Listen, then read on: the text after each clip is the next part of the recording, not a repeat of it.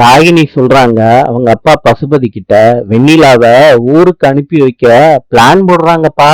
அப்பா அந்த மாதிரி திரும்பி நடக்கவே கூடாதுப்பா. பசுபதி சொல்றாரு, ராகினி நான் பாத்துக்கிறேம்மா.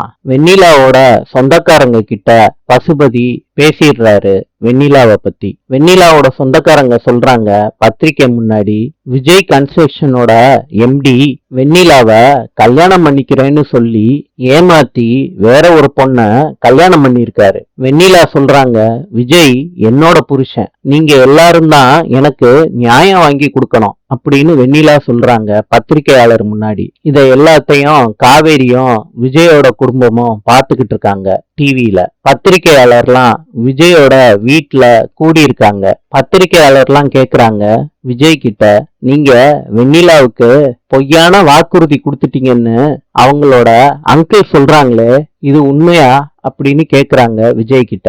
விஜய் இத கேட்ட உடனே கோவப்பட்டு கேமராவை ஆஃப் பண்ண சொல்றாரு, சத்தம் போடுறாரு, எல்லாரும் வெளியே போங்க, எனக்கு கல்யாணம் நடந்துருச்சு, என்னோட ஒய்ஃபு காவேரி. இத எல்லாத்தையும் காவேரி டிவியில பாக்குறாங்க.